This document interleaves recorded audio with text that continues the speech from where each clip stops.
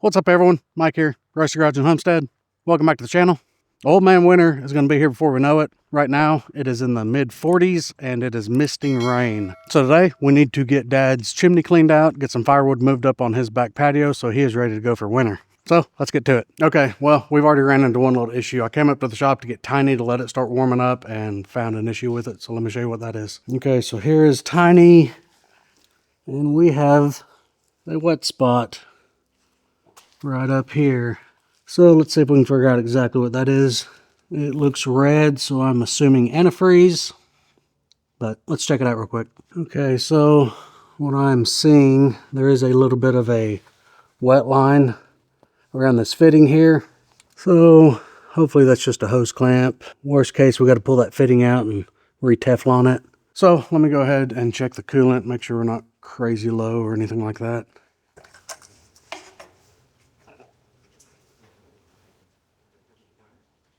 So it is not empty. I'm sure you guys probably can't see it. So it's right up here, right up at the top of the tank. So we really haven't lost a whole lot. It does look pretty wet in there. Reservoir over here is showing coolant in it. So it is not empty. Okay, well, this is just another project that we're going to be doing here soon. This thing's getting close to its 50-hour service. I think we got about 8 or 9 hours left. So I'm just going to keep an eye on it. As long as it doesn't get any worse and really start leaking real bad, we're just going to leave it as is till we do that service, and I'll go ahead and fix it then. And then I'll discuss kind of why I'm going to go ahead and do it versus taking it in for warranty work, because this would be warranty work. But that's not the purpose of this video. So this video is getting Dad's chimney cleaned out and getting him some firewood on the patio. So let's go ahead and do that. Let me get Tiny warmed up and we'll start on that project.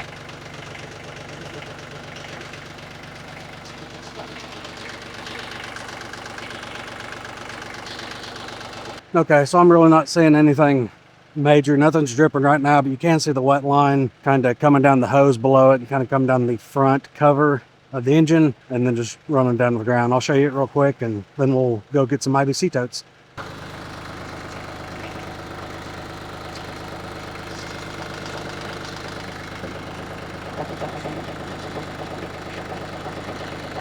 Well, that's just part of owning equipment sometimes. Always something to mess with. Now, once I get Tiny moved out of the way, I'm going to go ahead and wipe up that antifreeze that's on the floor, just so we can kind of monitor. I can check it tomorrow and see kind of how big the puddle's gotten. Because the machine, I am going to bring it up temperature. I'm probably going to get off of it a few times just to check and make sure that we don't develop a larger leak. Well, my wife is going to be impressed. This coat I'm wearing is brand new. This is the first time I wore it. It is a Line Justin's jacket, and I already got grease on it. Right here, leaned right up against the loader frame, closing the hood. Got grease all over my brand new jacket. That is par for the course. So, okay. I can promise you, she won't be surprised.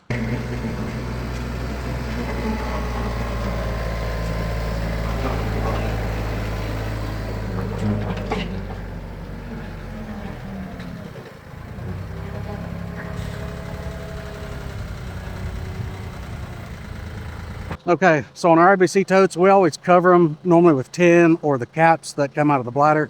You can see this tin here. Got a few boards I got to pick up off of it, but that wood is good and dry under here. So we're gonna get this tote just because it's blocking the gate to the old pig pen. We're gonna need access to that pretty soon. And then we'll probably just come down here to the end and pick up this larger tote. It's got some longer pieces sticking out of it. It's fine. Those will fit in Dad's wood stove just fine. Since we're just getting this tote, I think I'm just going to pick it up onto this T-post for now. Yeah, that'll work. That'll get this tote out of the way. Then we may just put that tin back for now or move it all down. Okay, so let me get this picked up. We'll take it up to pause.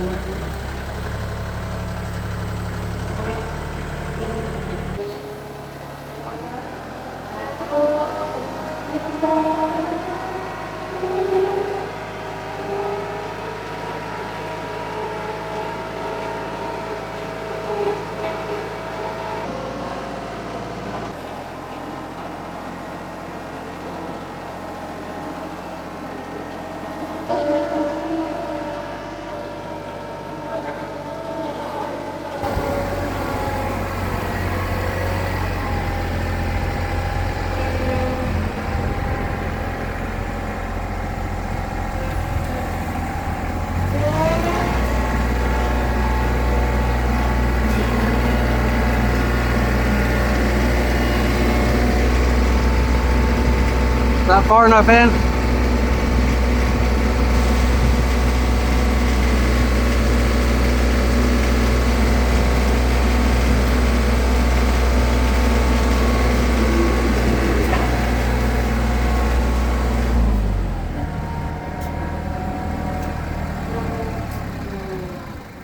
That work? That worked. If I can move it in more or whatever. Okay, I'm gonna get another one. Just put it right there. Come on, John.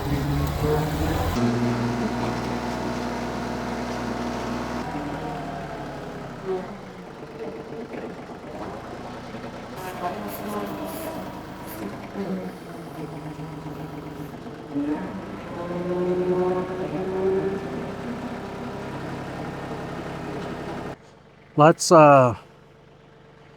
toss this wood on the ground, pull this tin off since this piece is longer, and move this down. Then we'll just put that little bit over there.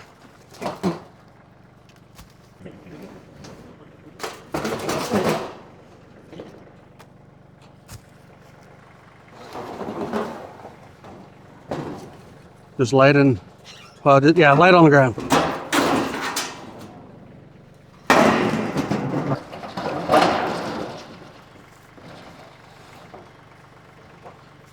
Or we just put it where we're covering that end down there. Yeah, that's good enough.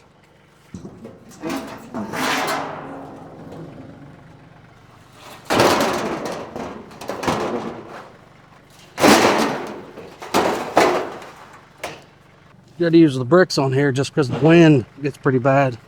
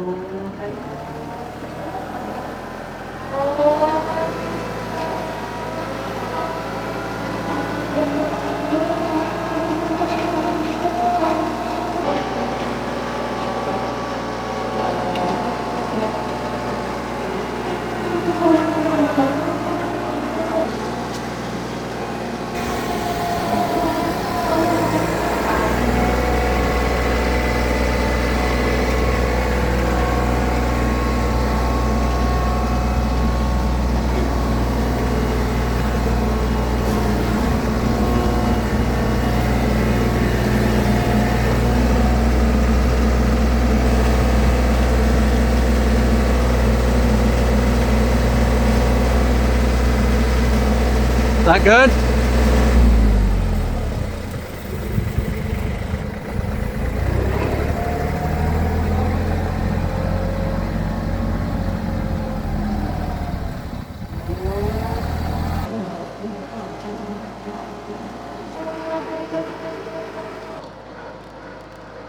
All right, well, we got two IBC totes on Dad's back porch. Tiny is parked back where it was. You can see kind of where that spot was. Got it all wiped up. Nothing's dripping. It's been sitting here a couple minutes. So we'll just continue to keep an eye on it. And we'll add that to something to our to-do list. All right, the last little bit, we're gonna get the chimney brushed out. This job will be done. Okay, the brush is hanging up right here. It's just where we keep it. Up here on these little hooks.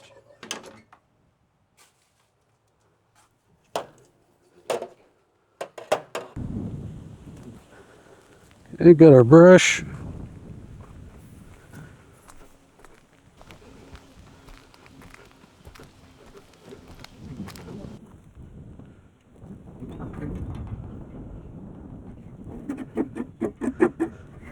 Little cap. We had to repair that thing before.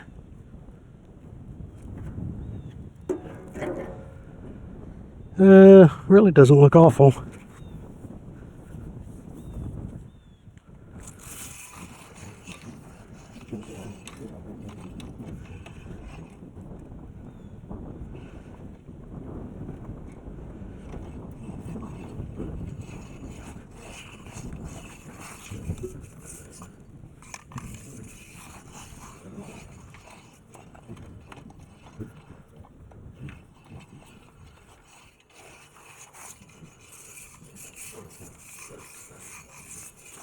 One more time. I really haven't felt anything major.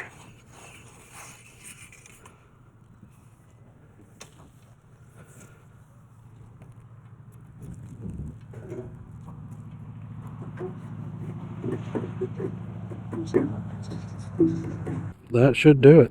Now we'll go down here at the bottom of the chimney, and there's a clean out down there. That'll be the last little bit we got to get.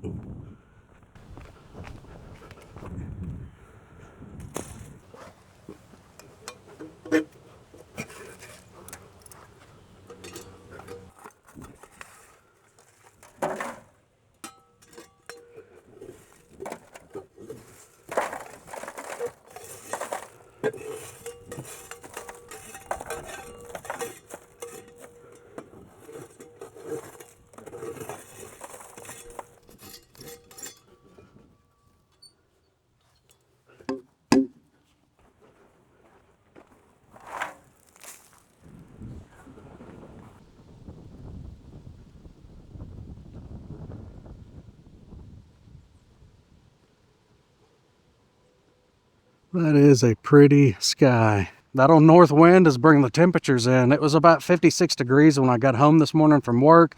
Now it's about 44 degrees, so it's just been slowly getting cooler all day long.